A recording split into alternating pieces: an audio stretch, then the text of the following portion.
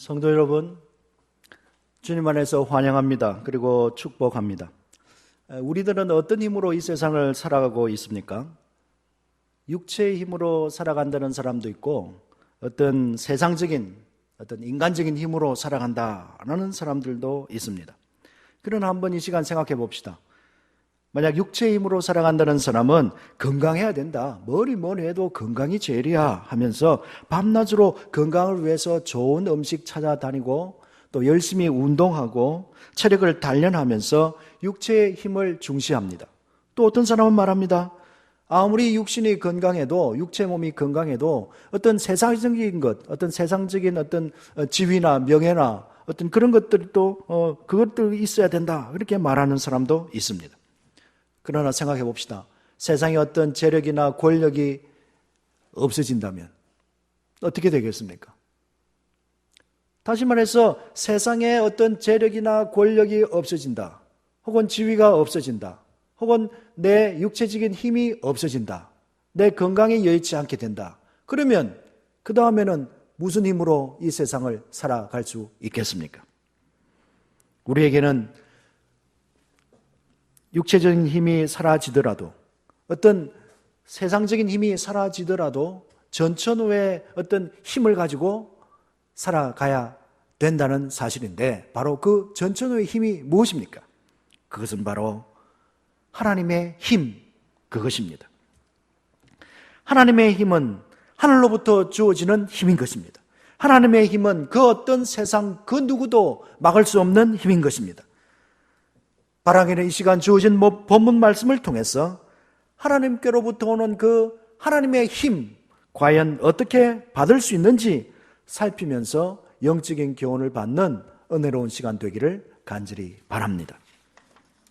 오늘 본문은 다윗이 어린 시절에 당시의 왕이었던 사울 왕의 극심한 핍박 속에 시달리다가, 그래서 파란만장한 세월을 보냈으나 하나님의 때에 하나님의 방법으로 다윗은 이스라엘의 제2대 왕으로 등극하게 되었고, 자신이 왕이 된 이후에 그 어려웠던 시절들을 뒤돌아보며 다윗이 자신의 그 과거를 뒤돌아보며 하나님을 찬양하고 하나님께 감사하는 그 고백의 시가 바로 오늘의 본문 시편 18편인 것입니다.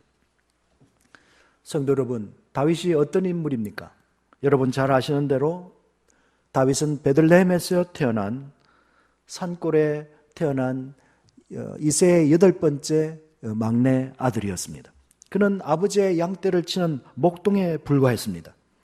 어느 날 아버지 집 이세의 집에 선지자 사무엘이 찾아와서 기름 부음을 받게 되는 것입니다. 뿐만 아니라 블레셋과의 전투 속에서 그인 골리앗 장수를 막대기와 물매로 그렇게 하나님의 이름으로 상대해서 싸워 이긴 그런 용사가 되기도 했습니다. 이 일로 통해서 이스라엘의 여인들은, 예루살렘의 여인들은 사울은 천천히요 다윗은 만만이라라고 노래하기까지 했습니다. 결국 사울 왕은 다윗을 질투하고 시기하게 되었고 결국은 죽이기로 결단하고 때를 노리고 있었습니다. 결국 다윗은 그런 살기등등한 사울 왕을 피해서 망명의 길을 올라야 했고 10년이 넘도록 여기저기 쫓겨다니는 도망자 신세를 경험해야 했던 것입니다. 여름에는 마른 땅, 메마른 광야, 떼약볕 아래에서 살아야 했고, 또 겨울에는 극심한 찬바람 속에서 동굴에서 생활해야 했으며 들판에서 잠을 청해야 했고, 또 블레셋 땅으로 숨어 들어갔을 때는 희죽희죽 거리며 침을 질질 흘리는 미치광이 행세까지 하면서 자신의 그 모진 인생을 연명해야 했던 것입니다. 그는 마치 사나운 맹수에게 쫓기는 사슴 한 마리 같이 그렇게 비참하게 도망자 신세로 살았던 것입니다. 그러나 누가 그를 그렇게 쫓고 다녔습니까? 바로 자신의 장인 어른 사울 왕이었던 것입니다. 이러한 상황 가운데서도 다윗은 하나님 앞에 낙심하거나 원망하지 아니하고 끝까지 하나님만 바라보고 하나님께 의지하며 믿음의 길을 순적히 따라갔던 것입니다. 결국 이스라엘 왕의 그 2대 왕이 되어 하나님의 높임을 받게 된 것입니다. 그래서 오늘 본문에 보니까 나의 하나님이 되신 여호와여 내가 주를 사랑하나이다. 여호와는 나의 반석이시요 나의 요새시요 나를 건지시는 자시요 나의 하나님이시요 나의 피할 바이시요 나의 방패시요 나의 구원의 뿌리시요 나의 하나님입니다. 그렇게 고백하고 있는 것입니다. 그렇습니다. 지금까지 지켜주시고 자신이 왕위에 등극할 수 있게 된 것은 전적인 하나님의 은혜였다라고 다윗은 고백하고 있는 것입니다. 사랑하는 성도 여러분, 하나님이 자기의 힘이 되는 그 사람, 하나님이 자신의 힘이라고 고백하는 그 사람은 하나님께로부터 힘을 받은 사람이기 때문에 무한한 가능성을 가진 사람이요 하나님의 능력을 표현할 수 있는 사람이 된 것입니다. 그렇다면 다윗은 과연 어떻게 이러한 하나님의 힘을 공급받게 되었겠습니까? 그 비결이 무엇입니까? 첫째로 하나님을 사랑했기 때문입니다. 하나님을 사랑하는 자는 하나님의 전천후적인 힘을 공급받는다라는 사실입니다. 오늘 본문 1절 말씀 보시면 나의 힘이 되신 여호와여 내가 주님을 사랑하나이다. 내가 주님을 사랑합니다. 그렇게 고백하고 있습니다. 그렇습니다. 하나님을 사랑하는 사람은 이 세상에서 무서울 것이 없습니다. 왜요? 하나님의 힘이 그와 함께 하기 때문입니다. 사람들은 종종 돈을 사랑하므로 그 돈으로부터 힘을 얻는 사람이 있습니다. 어떤 사람은 어떤 특정한 사람을 사랑하기 때문에 그 사람 때문에 사랑하는 그 특정한 사람 때문에 힘을 얻는 사람이 있습니다. 예를 들어 볼까요? 부모님은 자녀를 끔찍이 사랑합니다. 그래서 자녀를 끔찍이 사랑하는 그 부모는 자녀에게서 힘을 받으려고 합니다. 왜? 자기의 모든 것을 자녀를 위해 희생하고 봉사하고 사랑하기 때문에 그 자녀가 자신에게 희망이 되고 힘이 된다 생각하는 것입니다.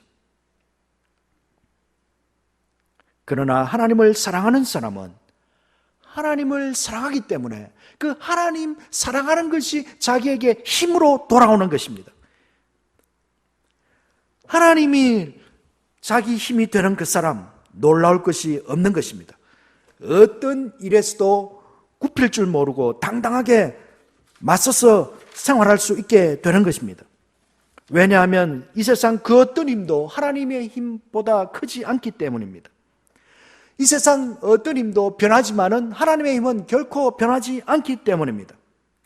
하나님을 사랑하는 자는 하나님께로부터 주어진 바로 그 하나님의 힘 때문에 하나님 앞에서 힘있게 변함없이 살아갈 수 있는 것입니다. 여호와는 나의 반석이시요 나의 요새시요 나를 건지시는 하나님입니다 고백한 다윗처럼 그 어떤 경우에라도 하나님의 힘을 등에 업고 힘차게 살아갈 수 있다는 것입니다. 사랑하는 성도 여러분, 우리들 중에 어려움을 당하는 분이 혹 계십니까? 막상 어려움을 당해보면 알 수 있겠지만 어려움을 당하기 전에는 다들 이렇게 생각하는 것 같습니다. 모든 사람들은 나를 사랑하고 있어. 내가 힘들게 되면 나를 도와줄 거야. 내 주위 모든 사람들은 나를 너무너무 사랑하고 좋아하고 있어. 그렇게 생각하는 것 같습니다. 그러나 만약에 어려운 힘든 그런 일을 당하고 나면 막상 그 어려움에 복잡하고 나면 그런 나의 생각이 착각이라는 것을 느끼게 될 것입니다. 왜냐하면 내가 공고한 그날, 내가 슬픈 그날, 나를 의지하고 사랑했던 그 사람으로부터 내가 원하는 수준만큼의 도움을, 이해를 받지 못하기 때문인 것입니다. 그래서 우리는 종종 사람들에게 배신감을 느끼기도 하는 것입니다. 믿었던 사람, 사랑했던 그 사람에게서 뭘 이해를 당할 때 우리는 배신감을 느끼게 되는 것입니다. 그러나 하나님은 결코 그렇지 않습니다.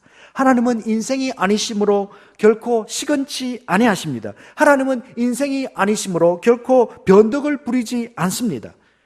내가 힘들고 내가 어렵고 내가 눈물 나고 내가 고독하고 내가 고통스러울 때라도 하나님은 한결같은 사랑으로 어제나 오늘이나 변함없는 사랑으로 우리를 위해 주시고 도와주시고 살려주실 분이기 때문입니다. 그래서 다윗은 고백합니다. 본문 2절에 여호와 하나님은 나의 반석이시요 여호와 하나님은 나의 요새시요 여호와 하나님은 나의 구원의 뿌리시요 여호와 하나님은 높은 산성이라고 말입니다. 사랑하는 성도 여러분, 우리 모두 다윗과 같이 하나님을 전심으로 사랑합시다. 마음을 다하여 성품을 다하고 목숨을 다하여 하나님을 사랑합시다. 하나님을 사랑하게 되면 하나님께로부터 하나님의 힘을 공급받을 수 있기 때문입니다. 둘째로, 언제 다윗은 하나님의 힘을 소유할 수 있었습니까? 그것은 하나님을 찬송할 때인 것입니다. 하나님을 찬송할 때 하나님의 그 전천후의 힘을 공급받게 되는 것입니다. 오늘 본문 말씀 3절 말씀 보세요. 3절에 보시면 내가 찬송받으실 여호와께 아뢰리니 내 원수들에게서 구원을 얻으리로다. 그렇게 고백하고 있습니다. 찬송받으실 여호와 하나님, 영광받으실 여호와 하나님을 내가 찬송하리다. 내가 찬송할 때 여호와께서 내 원수들에게서 나를 구원해 주신다. 그렇게 고백하고 있는 것입니다. 찬송의 힘은 대단한 것입니다. 찬송할 때 기적이 일어나는 것입니다. 찬송은 하나님을 영화롭게 하는 것입니다. 하나님의 이름에 영광을 돌리는 것입니다. 찬송함으로 다윗은 하나님의 힘을 공급받아서 새로운 그 힘을 가지고 다윗은 골리앗을 무찌를 수 있었다는 것을 우리는 알고 있습니다. 사무엘상 17장 45절 이하 말씀 보시면 다윗이 블레셋 사람에게 이르되 너는 칼과 창과 단창으로 내게 오거니와 나는 만군의 여호와의 이름 곧 네가 모욕하는 이스라엘 군대 하나님의 이름으로 나아간다 말했습니다. 찬양이 무엇입니까? 찬양은 하나님의 이름에 영광을 돌리는 것입니다. 하나님의 이름을 영화롭게 하는 것입니다. 소년 다윗은 블레셋 이 거장 골리앗 앞에 나아갈 때 너는 칼과 단창으로 내게 나오지만 나는 네가 저주하는 여호와의 이름으로 하나님께 찬양하면서 나아간다. 그렇게 고백하는 것입니다. 찬양하며 나아갈 때 하나님의 이름을 영화롭게 하며 나아갈 때 기적이 일어나는 것입니다. 하나님의 힘이 그와 함께 한 것입니다. 다시 말해서 모든 싸움은 칼과 창과 군대의 수에 있지 아니하고 하나님께 달려있다라는 사실을 소년 다윗은 당당하게 찬양하면서 보여준 것입니다. 결국 다윗은 만군의 여호와의 이름으로 나아갔고 그로 통하여 하나님의 기적이 일어난 것입니다. 사랑하는 성도 여러분, 그러므로 여호와의 이름을 거룩하게 하는 영광 돌리는 찬양은 매우 중요한 것입니다. 찬양하면 힘이 샘솟게 됩니다. 찬양하게 되면 하나님의 힘을 공급받게 되는 것입니다. 그러므로 예배 시간이든 어디에서든 찬양할 때는 힘을 다하여 정성을 다하여 할 필요가 있는 것입니다. 찬양하게 되면 하나님의 힘을 공급받을 수 있기 때문입니다. 이제 마지막 셋째로 어떻게 하면 우리가 영적인 힘을 공급받게 됩니까? 그것은 바로 하나님께 기도할 때 가능한 것입니다. 우리가 하나님께 기도함으로써 영적인 힘을 얻을 수 있다는 말씀입니다. 오늘 본문 6절 보세요. 내가 환난에서 여호와께 아뢰며 나의 하나님께 부르짖었더니 그가 그의 성전에서 내 소리를 들으시며 그의 앞에서 나의 부르짖음이 그의 귀에 들렸도다. 그렇습니다. 하나님께 아뢰었더니 여호와께 부르짖었더니 내 소리가 나의 부르짖음이 그 귀에 들렸다. 그렇게 분명히 고백하고 있지 않습니까? 하나님께 기도할 때에, 하나님께 부르짖을 때에 하나님께로부터 응답을 받게 된다는 것입니다. 영적인 하나님의 힘을 받게 된다는 것입니다. 사랑하는 성도 여러분, 기도할 때 하나님의 힘을 공급받습니다. 믿으시기를 바랍니다. 인생에 역경이 오고 우리의 삶에 환난이 닥쳐올 때 우리는 낙담하기 쉽습니다. 찬양 부르기 싫고 기도하기 싫고 교회 가기 싫고 신앙생활 포기하고 싶을 때가 있을 것입니다. 그러나 그것은 마귀의 유혹인 것입니다. 그럴 때 하나님 앞에 기도해야 하는 것입니다. 하나님께 부르짖어야 하는 것입니다.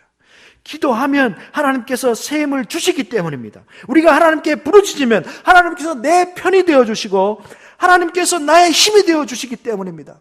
그래서 우리 모두 살아계신 하나님께 열심히 간구해야 하는 것입니다. 이제 말씀을 맺습니다. 종교개혁자 마틴 루터의 일화를 여러분에게 들려줌으로 말씀을 정리하려고 합니다. 우리가 잘 아는 찬송가 384장, 내주는 강한 성이여 방패와 병기 대신에 큰 환난에서 우리를 구하여 내시리로다 라는 찬양곡을 작사하고 작곡했던 영적인 거인, 종교개혁자 마틴 루터. 그의 찬양이 얼마나 담대하고 믿음차고 패기가 있습니까? 그러나 이러한 훌륭한 찬양을 작사, 작곡한 이 마틴 루터, 종교개혁을 이끌었던 마틴 루터에게도 한때는 크게 실망하고 낙심하여 깊은 수렁에 빠진 적이 있었다고 합니다. 그래서 종교개혁을 포기하려고까지 했다고 합니다. 그때 루터의 아내가 까만 상복을 입고 집안의 장례식을 준비하면서 아이고 하면서 대성통곡하기 시작했다고 합니다. 그랬더니 남편인 루터가 상복을 입고 우는 아내에게 다가와서 여보, 왜 하나님이 죽었다고 왜 울고 있어요? 그렇게 물었더니 루터의 아내가 말하기를 여보, 하나님이 돌아가셨어요. 하나님이 세상을 떠나셨어요. 그렇게 말했다고 합니다. 그래서 루터가 다시 물었습니다. 아니 그게 무슨 소리요? 하나님이 돌아가시다니. 그랬더니 루터의 아내가 루터에게 분명히 말했다고 합니다. 하나님이 돌아가시지 않았다면, 하나님이 돌아가시지 않고서야 어떻게 당신이 이렇게 낙담하고 자포자기할 수 있습니까? 라고 말입니다. 이 말을 들은 루터는 큰 충격을 받았다고 합니다. 그래서 하나님이 지금도 살아 계신데 내가 공연히 낙심하고 공연히 실망해서 종교개혁을 포기하려고 했구나 생각하며 다시 옷깃을 여미고 자신의 기도실로 들어가서 기도하며 종교개혁을 성공적으로 이끌 수 있었다라고 고백하고 있습니다. 그렇습니다. 사랑하는 성도 여러분, 기도하면 하나님의 힘을 얻게 되는 것입니다. 바라기는 오늘 이 말씀을 듣는 또 전하는 저와 여러분 모두 다가 하나님 앞에서 어떻게 하면 하나님 앞에서 큰 능력을, 하나님의 그 파워풀한 능력을 받을 수 있을까?